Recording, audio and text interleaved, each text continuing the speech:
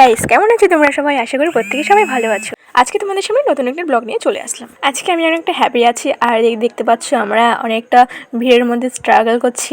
বিয়ের পর এই ফার্স্ট টাইম আসলাম একটা মন্দিরে পুজো দিতে, আর এই মন্দিরটার নাম হচ্ছে দক্ষিণেশ্বর কালী মন্দির। তোমরা হয়তো অনেকেই চেনো, অনেকেই জানো, আর অনেকে এসছো, অনেকবার এসছো, বাট আমি ফার্স্ট টাইম এসছি। সো আমি তো আমার ফুল ফ্যামিলি নিয়ে এসছি। আমার ভাই এসছে, আমার মা এসছে, আমার শ্বশুরমশাই এসছে, আমার শাশুড়ি মা এসছে, অ্যান্ড আমার বর এসছে।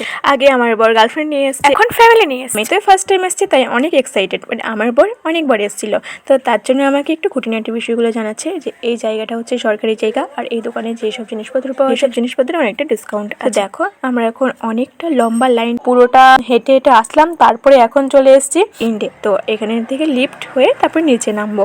তো চলো, এই দেখো এখানে আমার ভাই রয়েছে, দেখতেই পাচ্ছ, ভাই সামনে সামনে ভিডিও করছে। আমারও অনেকটা ভালো লাগছে আর অনেকটা এক্সাইটেড, নতুন একটা জায়গায় এসছি। তো এখন আমরা সিঁড়ি দিয়ে না লিফট দিয়ে নিচে নামলাম।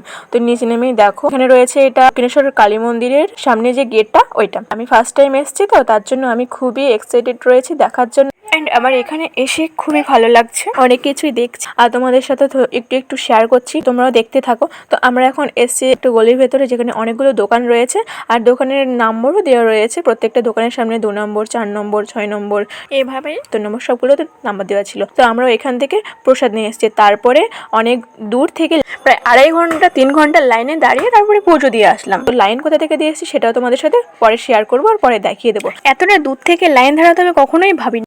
সো গাইস, একটা মিস্টেক হয়ে গেছে, যার জন্য সরি চেয়ে নিয়েছি। এই ভিডিওটা প্রায় আমার 28 দিন আগে করা হয়েছিল, আর আপলোড করতে লেট হয়ে গেছিলো, তার জন্য অনেক অনেক সরি গাইস। তো যাই হোক, কীরকম লাগছে আমার লুকটা একটু কমেন্ট করে জানি না কীরকম লাগছে, বাট আমার থেকে মন্দিরে এসে খুবই ভালো লেগেছে, আর এত শান্তি পেয়েছি কি বলবো।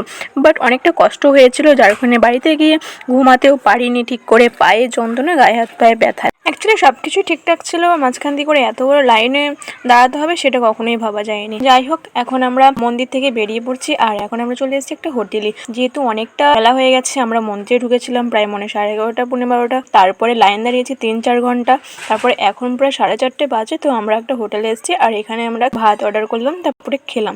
এটা হচ্ছে আমার বরের বন্ধু দীপায়নদা।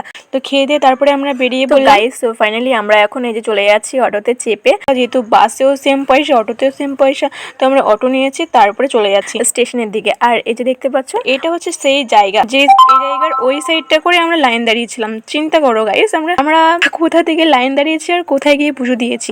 এটা হচ্ছে দক্ষিণেশ্বর বালি ব্রিজ, ঠিক আছে, এই ব্রিজ লাইন দাঁড়িয়েছিলাম। এত বড় লাইন গাইস, জাস্ট আমি বলে বোঝাতে পারবো না। আমি রাতের বেলা বাড়িতে এসে খাওয়া দাওয়া কিচ্ছু করে নিয়েছি, শুয়েছি, আমার একদম সকাল 7টা হয়ে গেছিল। সো গাইস, তোমরা হয়তো অনেকেই এসছো এই দক্ষিণেশ্বর কালী মন্দিরে, আর অনেকে আসুনি। যারা আসুনি তারা আসতে পারো, খুবই কম খরচায় আসা যায়। এই যে অটো করে যাচ্ছি আমরা, এই অটোতে ভাড়া নিচ্ছে জাস্ট 10 টাকা, আর বাসেও 10 টাকা নেয়, তো তোমরা অটোটাই চুজ করতে পারো।